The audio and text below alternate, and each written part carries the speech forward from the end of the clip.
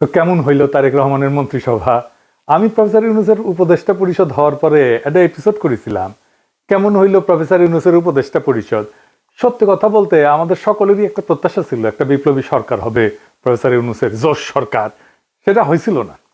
যাই হোক, তারেক রহমানের মন্ত্রিসভা নিয়ে আমার কোনো উৎসাহ ছিল না। তারপরও একসাথে রাজনীতি করার কারণে কিছু ঘনিষ্ঠ মানুষের মন্ত্রিসভা আছে, ওনারা এখন বেশিরভাগই যোগাযোগ করেন না। আমি তাদের নাম বললে তাদের বিপদ বাড়াইতে চাই না, আমি তাদের সাফল্য কামনা করি।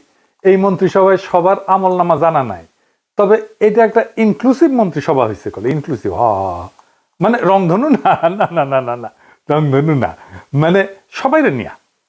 এখানে বিএনপি আছে, গণ অধিকার পরিষদ আছে, গণসংহতি আছে, আবার নিরপেক্ষরাও আছে। যেমন ডাক্তার জাহিদ নিরপেক্ষ রাজনৈতিক বিশ্লেষক, সেও বিএনপি সরকারে আছে, তো নিরপেক্ষদেরকেও নিছে। প্রফেসর ইউনূসের সরকারও আছে, যেমন অ্যাটর্নি জেনারেল, আবার গুপ্তও আছে। গুপ্ত গুপ্ত কে গুপ্ত জানেন? জানেন না? হ্যাঁ শুনেন। আপনার সরকারে একজন বিদেশি নাগরিককে আপনি জাতীয় নিরাপত্তা উপদেষ্টা করেছেন। আপনার কি সেই আক্কেল জ্ঞান নাই?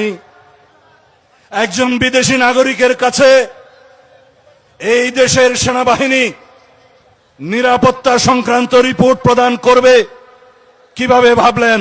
খলিলুর রহমান সাহেব কোন রাজপথে মিছিলে ছিলেন? আপনারা কি দেখেছেন খলিলুর রহমানকে কোনোদিন বাংলাদেশের রাজনৈতিক অঙ্গনে গণতন্ত্রের জন্য, ভোটাধিকারের জন্য, মানুষের সেবার জন্য এগিয়ে এসেছেন? সেই জাতীয় নিরাপত্তা উপদেষ্টাকে আপনি বিদায় করুন। সেই জাতীয় নিরাপত্তা উপদেষ্টা হয় নিজে পদত্যাগ করবে, না হয় আপনি তাকে বিদায় করবেন। এই দেশের নিরাপত্তা সংক্রান্ত কোন জাতীয় দায়িত্ব বিদেশি নাগরিকের হাতে থাকতে পারে না। Wake up to reality. Khalilur Rahman তিনি টেকনোক্র্যাট কোটায় মন্ত্রিত্ব পেয়েছেন। এই অন্তর্বর্তী সরকারের সময় যিনি দায়িত্বে ছিলেন, এটি অনেকের কাছেই একটু খটকা লাগার বিষয় ছিল, অথবা সারপ্রাইজ হয়েছেন অনেকেই। বিএনপি এনসিপি কইতো যে কিংস পার্টি, আর প্রফেসর ইউনূসের সরকারের স্বরাষ্ট্র সচিব তারেক রহমানের মন্ত্রী পরিষদ সচিব, প্রফেসর ইউনূসের অ্যাটর্নি জেনারেল তারেক রহমানের আইন মন্ত্রী, প্রফেসর ইউনূসের নিরাপত্তা উপদেষ্টা তারেক রহমানের পররাষ্ট্রমন্ত্রী, তারপরেও এনসিপি কিংস পার্টি। তো বিএনপির সমর্থকেরা নারী নেতৃত্ব নিয়ে কান তো ঝালাপালা করে দিছিল, মনে আছে না? কেন জামাত নারী ক্যান্ডিডেট দিল না, কিন্তু বিএনপি নারী মন্ত্রণালয়কে দিল একজন পুরুষকে। হ্যাঁ, বুঝিছাও, মন্ত্রী একজন আর প্রতিমন্ত্রী দুইজন, মোট তিনজন। সংখ্যালঘু সম্প্রদায় থেকে দুইজন, তা আবার একজন পার্বত্য চট্টগ্রাম থেকে। ওইটা পার্বত্য চট্টগ্রাম বিষয়ক মন্ত্রণালয়, ওইখানে পার্বত্য চট্টগ্রাম থেকেই একজন মন্ত্রী থাকে। তো হিন্দুরা তো ভোট দিলেন, আপনাদের মন্ত্রী কইয়া ডা ফ্রি ফ্রি সার্ভিস আর কত দিবেন? গয়েশ্বর বাবু হেভি চেতিছে মন্ত্রী হইতে না পাইয়া, দেখেন চেতে মেতে চলে যেতেছে, দেখেছেন?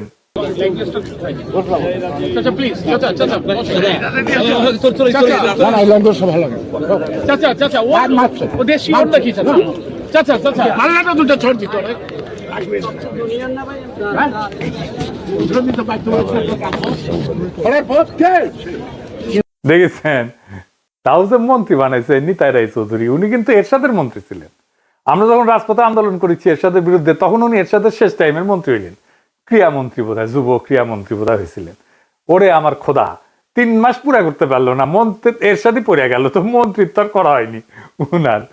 আমি ইয়ারুপসি করিচ্ছি আর কি, যে সুপ্পুর কাছে শপথ দিছে, আল্লাহ মাফ করে দাও, সুপ্পুর রেকর্ড করলে ভালো না, চাইনিজ মালের গ্যারান্টি আছে, সুপ্পুর কাছে শপথ নেওয়ার সরকারের কোনো গ্যারান্টি নাই। হাসিনা 7 মাস টিকেছে, প্রফেসর ইউনূস 1.5 বছর, দেখা যাক তারেক রহমানের সরকার কয়দিন টিকে। আমার একজন কইছে যে প্রফেসর ইউনূসের সরকার ছিল ইন্টারিম, আর তারেক রহমানের সরকার হইতেছে ট্রানজিশনাল। মানে অনেকেই কইতেছে এটা বেশি দিন থাকবে না, মানে কইতেছে এই সরকারের মেয়াদ পূরণ করার আগে কোলাপস করবে, দপ্পাস করে পড়বে দুঃশাসনের জন্য। ক্ষমতা আসার আগে যে জুলুম শুরু করছে, সেটা কথা আর কি বলবো। তারেক রহমান ইচ্ছা করে কোনো বার্তা দিতেছেন না, কর্মী পর্যায়ে শয়ে শয়ে বাড়িতে আগুন দেওয়া হইতেছে, মারধর করা হইতেছে, লুটপাট করা হইতেছে, দোকান বসত বাড়ি ভাঙচুর করা হইতেছে, খুন করা হইতেছে, এমনকি ধর্ষণ করা হইতেছে। সেটা আবার চাপাও দিতেছে তারেক রহমানের চাকর বাকর যে সাংবাদিক গুলো আছে, সেগুলো কোনো স্যাদ ব্যাদ নাই তারেক রহমানের।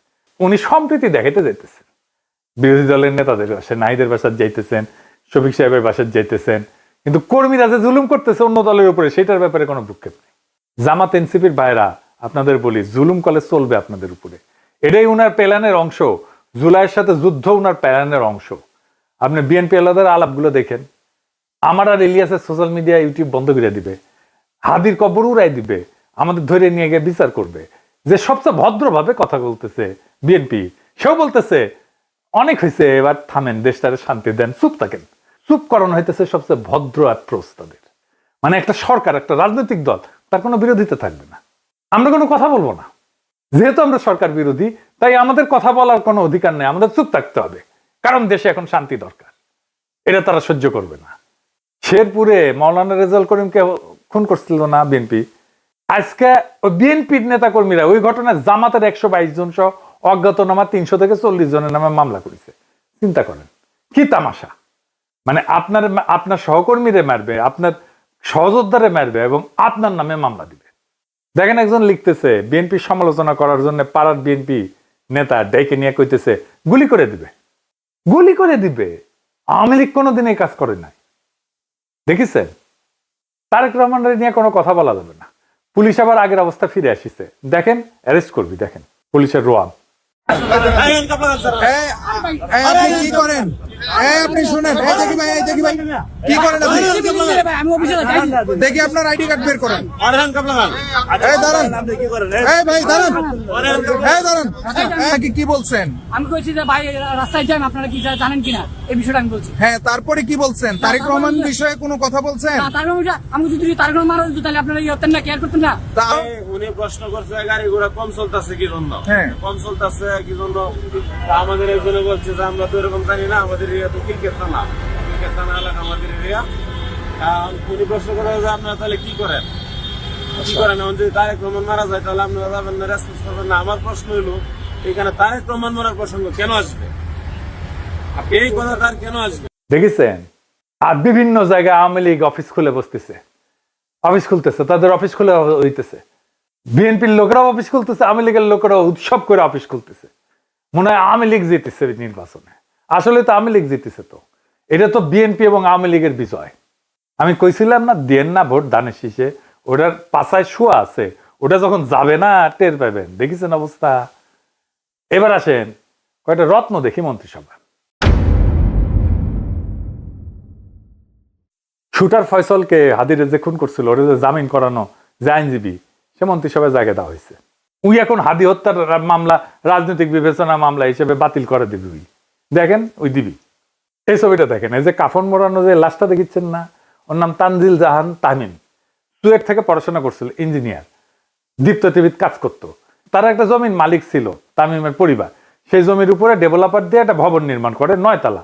ওই ভবনে 27টা ফ্ল্যাট ছিল। প্রত্যেক জমির মালিককে 5টা করে ফ্ল্যাট দেওয়ার কথা ছিল। 3 জন মালিক ছিল, মানে 3 5 15টা ফ্ল্যাট। কিন্তু জমির মালিক এই নিহত তামিমের বাবাকে 2টা ফ্ল্যাট দেয় মাত্র, যেখানে তার 5টা পাওয়ার কথা ছিল, 3টা ফ্ল্যাট মেরে দিছে। এই নিয়ে ঝামেলা হয়। 10 অক্টোবর 2024 20-25 জন ডেভেলপার কোম্পানির দুর্বৃত্ত সিসি ক্যামেরা ভেঙ্গা তানজিলের উপরে হামলা চালায়। গুরুতর আহত অবস্থায় দেওয়া হলে চিকিৎসক তাকে মৃত ঘোষণা করে।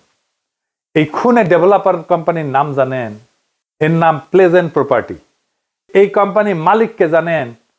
শেখ রবিউল আলম রবি।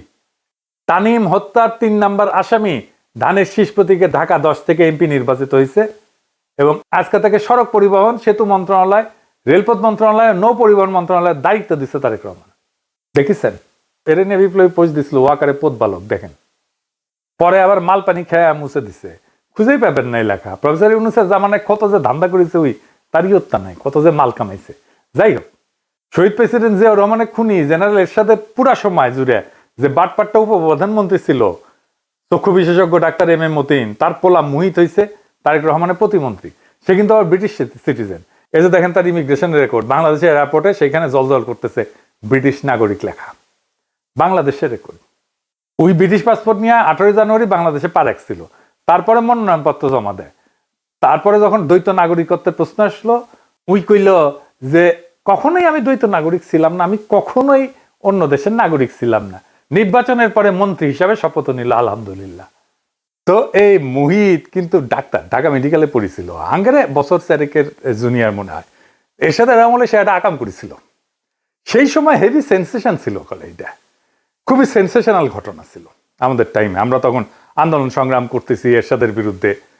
বাপি শাহরিয়ার বলে এক তরুণ ছড়া কাটছিল, ওই পাড়ায় রাস্তার মধ্যে সাইকেল চালাইতেছিল বাপি, আর রাস্তাটা নিজের মনে করে দ্রুত বেগে গাড়ি চালাইতেছিল এরশাদ আমলের সেই মন্ত্রী মতিন সাহেবের ছেলে এই মুহিতের গাড়ির ধাক্কায় ছিটকা পড়ছিল বাপি, দাদা মেরুদণ্ডের হাড় ভেঙে যায়, প্যারালাইসিস হয়ে পড়ে থাকে, বিছানায় পড়ে থাকে, অবর্ণনীয় কষ্টে ভুগছে বাপি শাহরিয়ার, বিচার পায় নাই, চিকিৎসাও পায় নাই।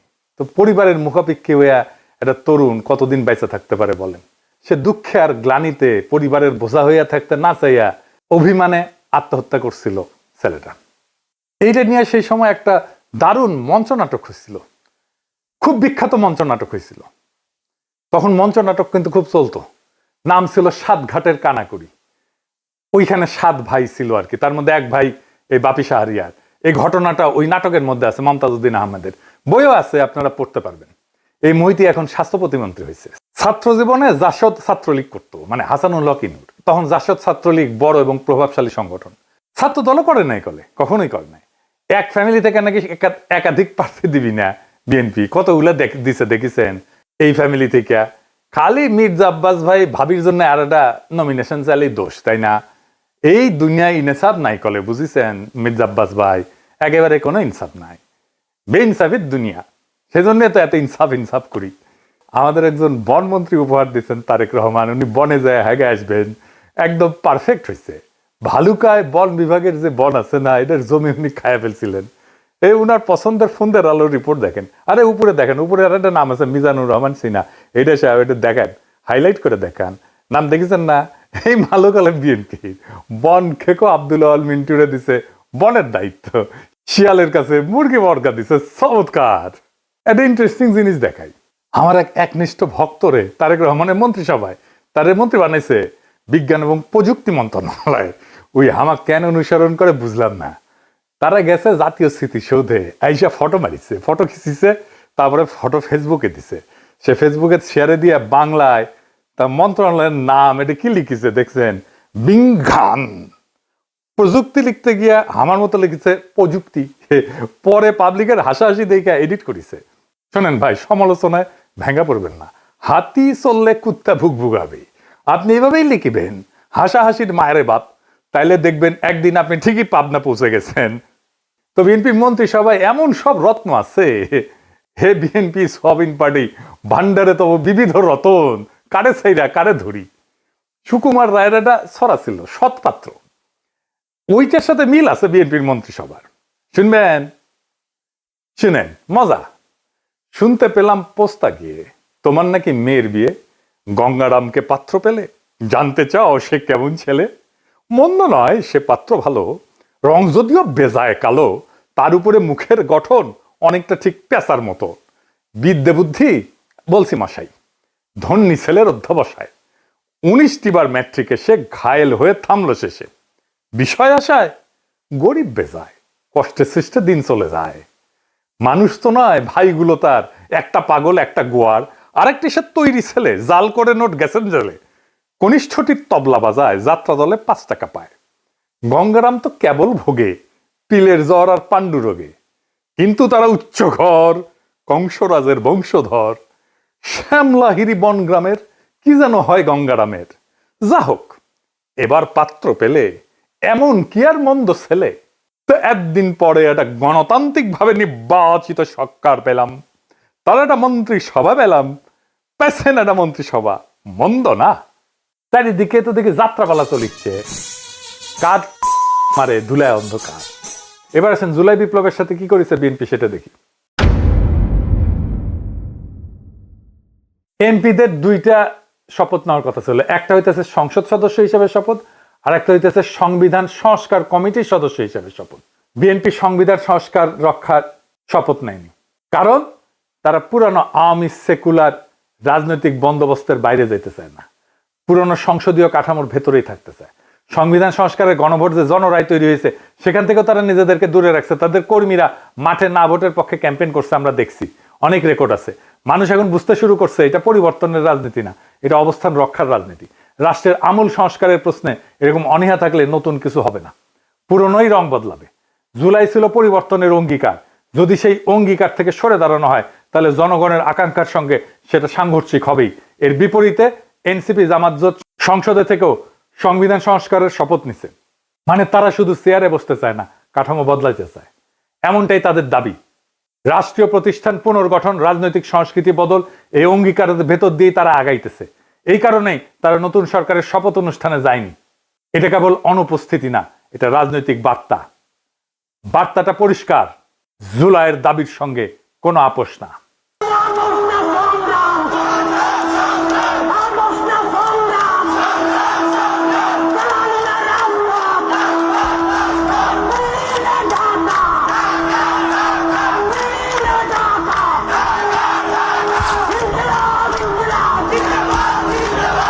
পুরনো বন্দোবস্তের সঙ্গে কোনো আপোষ না। সংস্কার ছাড়া কোনো স্থিতিশীলতা আসবে না। এখন সিদ্ধান্ত জনগণের। ফাইনালি দেখেন, আমি কয়েকদিন আগে কইছিলাম না তারেক রহমান ক্ষমতায় এসে মুজিবের মতো বলবে ফেরাউনের দল সব শেষ করে দিয়ে গেছে। এইটা স্যার আমার আগের ভিডিওর ওই অংশটা একবার একটু দেখান না। বিএনপি ফ্যামিলি কার্ড নিয়ে কিছুই করতে পারবে না। এটা বাস্তবায়নের টাকা বিএনপি জোগাড় করতে পারবে না। আর জোগাড় করতে পারলে বাংলাদেশে মুদ্রাস্ফীতি হবে ব্যাপক হারে। আর তখন 6 মাস পরে এসে বিএনপি বলবে আওয়ামী লীগের অন্তর্বর্তী সরকার সব টাকা নিয়ে গেছে, তাই বিএনপি এটা বাস্তবায়ন করতে পারতেছে না। শহরদের বডিগার্ড যেমন 1972 এসে বলছিল কিচ্ছু নাই, ফেরাউনের দল সব শেষ করে দিয়ে গেছে। শুনেন, টাকা নাই, পয়সা নাই, চাল নাই, ডাল নাই, রাস্তা নাই, রেলওয়ে ভেঙে দিয়ে গেছে, সব শেষ করে ফেরাউনের দল সব শেষ করে দিয়ে গেছে। দেখেছেন? এইবার দেখেন, মোটামুটি প্রায় 2টা খবরের কাগজ, একটা আজকের নিউজ হইতেছে ইউনূস সরকার 23 লাখ কোটি টাকা লোন রেখে গেছে। ভাবটা যেন ইউনূস সরকার 23 লাখ কোটি টাকা নিজেই লোন নিয়েছে এই সরকার চালানোর সময়। সব খবরের কাগজে একই খবর। দেখেন, একটা পর একটা দেখেন। এডিটর সাহেব দেখেন, দেখেছেন, বুঝেছেন কেন এটা করেছে? কারণ ইউনূস সরকার উল্টাপাল্টা খরচ করে নাই। বিজনেস স্ট্যান্ডার্ডের গ্রাফটা দেখেন এডিটর সাহেব। হেডলাইনটাও করেছে বদনিয়তে, কিন্তু গ্রাফটা এরা ঠিকঠাক দিচ্ছে। প্রত্যেক বছর লোনের অ্যামাউন্টটা দেখান এডিটর সাহেব। ইউনিসেফ সরকার আগের বছর থেকে 25% লোন কম নিয়ে সরকার চালাইছে। জি, এটা 25% কম লোন নিয়ে দেশ চালাইছে। এই টাকা দিয়া তারা আবার হাসিনার আমলে পাওনা ক্লিয়ার করছে তার এই টাকার মধ্যেই, এবং রিজার্ভ ডাবল করছে। সরকার যাওয়ার আগে অবস্থা যত খারাপ দেখানো যায়, ভবিষ্যতে বিএনপির খারাপ পারফরমেন্স করলে বলতে পারবে ফেরাউনের দল সব শেষ করে দিয়ে গেছে। এর জন্য যত না খারাপ দেখাইতে হবে তার চেয়ে বেশি খারাপ। তারেক রহমানের 5টা মিডিয়া এই কাজ করিচ্ছে। প্রফেসর ইউনূস লোন নিছে কত? মাত্র 1.5 লাখ কোটি টাকা। 1.5 লাখ কোটি প্রফেসর ইউনূস সরকারের ঋণ। বাকিগুলো তো শেখ হাসিনার নেওয়া ঋণ। এর থেকে কম ঋণ করে চলার চেষ্টা করতে পারে বিএনপি সরকার। হাউকাও করার কি আছে? প্রথম আলো আবার একটু মডিফাই করেছে। দেখেন যে ইন্ডিয়া, রাশিয়া, চীন থেকে কোনো লোনের প্রতিশ্রুতি আসে নাই। লোন আসে কোত্থেকে? লোন আসে জাপান, এডিবি থেকে, ওয়ার্ল্ড ব্যাংক থেকে। ভাগ্য ভালো লেখেনি যে ভুটান, সোমালিয়াও লোন দেওয়ার প্রতিশ্রুতি দেয় নাই। তোটাও লিখেন। বিএনপির আইটি বিশেষজ্ঞ আবার শেয়ার দিচ্ছে ওইটা উৎসাহ নিয়ে। এই আইটি বিশেষজ্ঞ আবার টকশো করে সেইগুলারে নিয়ে যারা হাদির কবর উড়াই দিতে চায়। এইবার একটা জিনিস দেখায় ফাইনালি, ইলেকশন ইঞ্জিনিয়ারিং নিয়ে। ইলেকশন ইঞ্জিনিয়ারিং নিয়ে আমার আগের এপিসোডে হাদির একটা বক্তব্য শুনেছিলেন না? আজকে আবার শোনেন, এইটা সব আবার শোনেন। এবার যেহেতু আমলারা সিল মারতে পারবেন না, আপনারা দেখেন এই মানে আমার হয় কি, আমরা যখন সিডাপের মতো একটা ভারী ভেন্যুতে কথা বলি তখন এত থিসিস, অ্যান্টিথিসিস, সিনথিসিস এরকম বলি যেগুলো জনগণ কানেক্ট করতে পারে কম। হিসেবটা খুব সোজা হলো যে এই প্রত্যেকটা কেন্দ্রে, একটা কেন্দ্রে মিনিমাম 10টা বুথ থাকে। তো আমরা জানি একটা কেন্দ্রে একজন প্রিজাইডিং অফিসার থাকে, কয়েকজন অ্যাসিস্ট্যান্ট প্রিজাইডিং অফিসার থাকে, প্রত্যেক কেন্দ্রে আবার পোলিং অফিসার থাকে, এবং এই সবাই থাকে ওই উপজেলা বা জেলার লোকজন, মেইনলি স্কুলের টিচার, কলেজের টিচার, মাদ্রাসার টিচার, সাথে কিছু ব্যাংকার, এরা এখানে করেন। ব্যাপার হলো আপনারা এটা খুব কমন স্ট্র্যাটেজি, সেটা হচ্ছে যারা আমরা যাদেরকে হেভিওয়েট প্রার্থী বলি মেইনলি, তারা যেটা করেন 5-7 জন ডামি দাঁড় করায় দেন। ডামি প্রার্থী দাঁড় করাই দিলে হয় কি, তার নামে প্রত্যেক প্রার্থীর নামে আবার পুলিং এজেন্ট দেওয়া যায়, মানে তার নামে এজেন্ট দেওয়া যায়। তো ধরেন আমি নিজেও যেহেতু একজন প্রার্থী, তো আমি প্রার্থী হিসেবে আমার কেন্দ্রে প্রত্যেক জায়গায় আমি একজন করে এজেন্ট দিতে পারবো প্রত্যেকটা বুথে। তো আমার এগেনস্টে যিনি আছেন তিনি যদি আরো 5 জনকে দাঁড় করাই দেন এবং 5 জনের এগেনস্টে আরো 5 জন সে এখানে এজেন্ট দিবেন, তারপরে যেটা হবে পুরো বুথের মধ্যে 10 জনের মধ্যে দেখা যাবে 8 জন বনাম আমার একজন, তো আমার একজন তো সে কুলে উঠতে পারবে না। এরপর ওইখানে সরকারি যে কর্মকর্তা থাকবে সে তো স্কুল টিচার ভাই, সে তো আসমান থেকে নাজিল হয় না, সে ওখানে আসছে একদিনে চাকরিটা করে হয়তো ওই দিন দায়িত্ব পালন করে 3-4 হাজার টাকা পাবে। এখন যেহেতু সেই ওই স্কুলে আবার চাকরি করা লাগবে, তার কোনো শক্তি নাই ওইখানে যারা দখল করতেছে তাদেরকে বাধা দেয়া, কারণ সে স্কুলেও ফিরতে পারবে না, কলেজেও ফিরতে পারবে না। শুনেছেন, হাদিজা বলে গেছে ঠিক তাই ঘটছে কেন্দ্রগুলোতে। আমি এই ক্লিপটা পাইছি, আজকে আপনাকে দেখাই, গতকালকে আমি পাইনি এই ক্লিপটা, আজকে আপনাকে দেখাই। দেখেন হাদিজা যেটা বলে গেছে সেটাই ঘটেছে। ছিল ও এখন একটু বাইরে গেছে, তার জন্য আমি এখানে বসছি, মানে অনুপস্থিত বসছি, উনি আসলে আমি বসছি। উনি আসলে আমি চলে উনি আসলে আপনার অনুমতি নিয়েছিল আর একজন পুলিশ এজেন্টের জন্য বসতে যে দাবি করছে। ও নিয়ে আসছে তো, হ্যাঁ। এটা কার ছবি? আপনার ছবি? হ্যাঁ, তো আপনি যে আর একজনের হয়ে আসছেন বললেন। আমি আসছি বলতে আমি এখন ওনার পক্ষে ছিলাম, তো আমাকে এখন দেওয়া হয়েছে, ওনাদের কেউ নেই সেজন্য আমাকে দেওয়া হয়েছে। তাদের কেউ নেই, লাঙ্গলের পক্ষে কেউ নেই। আপনি কার হয়ে কাজ করতেছেন? আমি আমরা মানে লাঙ্গলের পক্ষে আমাকে ভাইয়া বলা হয়েছে, তার পক্ষ থেকে আমি আসছি। লাঙ্গলের নাই দেখে আপনাকে নিয়ে আমাকে আসা নিয়ে আসা হয়েছে। হয়েছে। আপনি মূলত কোন প্রতীকের হয়ে প্রচারণা করছেন? আমি এখন আসলে তো ওনার পক্ষে আসতেছি। নাকি তো আগে ছিলেন কোথায়? ধানের শীষে। ধানের শীষে। আপনি কোন প্রতীকে? আম প্রতীকের। আম প্রতীক। জি জি। আপনার প্রার্থীর নাম কি? প্রার্থীর নামটা এখন মনে আসতেছে না, প্রার্থীর নামটা। কেউ ছিল ধানের শীষের পক্ষ থেকে আসা, কিন্তু ওনাদের কেউ নেই। না না না, ধানের শীষের পক্ষে, আমি তো ধানের শীষের না, উনি ধানের শীষে, আমি আমার প্রার্থীর নাম জানেন না? না, প্রার্থীর নামটা জানেন, এই যে কার্ড সবকিছু ডকুমেন্ট আছে, নো ইস্যু, এগুলো আপনি কি বুঝতে পারতেছেন এখানে কি হয়েছে? দেখেছেন, বিএনপিকে আমাদের একটা কথা বলে দিতে হবে, ক্ষমতা চিরস্থায়ী না, কারো ক্ষমতা চিরস্থায়ী না, না হাসিনার, না প্রফেসর ইউনূসের, না তারেক রহমানের, কিন্তু রাষ্ট্র টিকে থাকে আর জনগণ সব দেখে। বিএনপি যদি সত্যিই নতুন বাংলাদেশ বানাইতে চায় তাহলে সমালোচকদেরকে শত্রু বানায়েন না, ভয় দেখায় নীরবতা কিনতে যায়েন না, মিডিয়া দিয়া এইরকম ন্যারেটিভ তৈরি করেন না যে ভবিষ্যতের অজুহাত তৈরি করবেন। কারণ মানুষ আগের মানুষ নাই, মানুষ এখন হিসাব রাখে, ভিডিও রাখে, স্ক্রিনশট রাখে, স্মৃতি রাখে। জুলাই শুধু একটা মাস ছিল না, জুলাই একটা প্রতিশ্রুতি ছিল, রাষ্ট্র বদলানোর প্রতিশ্রুতি, ক্ষমতার ভাষা বদলানোর প্রতিশ্রুতি। যদি সেই প্রতিশ্রুতি ভাঙেন তাহলে ইতিহাস আপনারে ছাড়বে না, যেমন হাসিনারে ছাড়ে নাই, যেমন মুজিবরে ছাড়ে নাই। ভয় দেখায়েন না, ভয় দেখায়েন না তারেক রহমান, হাসিনারে আর মোদিরে ডরাই নাই। আপনাদের দাবরানি দিয়া ঠান্ডা করে দেওয়া যায়, ডর আপনারা পাইবেন। হাসিনা দিছিল না, একবার ঠাসি দিয়া বালুর ট্রাক সরানোর ক্ষমতা ছিল না, হেডম ছিল না, হরতাল ডাকতেন আর নিজের পড়না পল্টন অফিসের সামনে 20 জন লোক হয় না। আপনারা এখন ভয় দেখাইতেছেন। হ্যাঁ, কারণ কারণ হাইসেনি এরিতে সে হাসায় দেয়।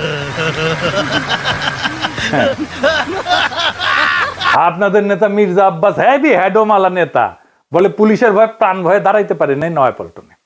নিজেদের মাপে অন্যদের মাপতে যায়েন না, ভুলে যায়েন না। আপনারা যখন ঘরে ঢুকে গেছেন তখন আমরাই প্রতিরোধের আগুন জ্বালায় রাখছিলাম।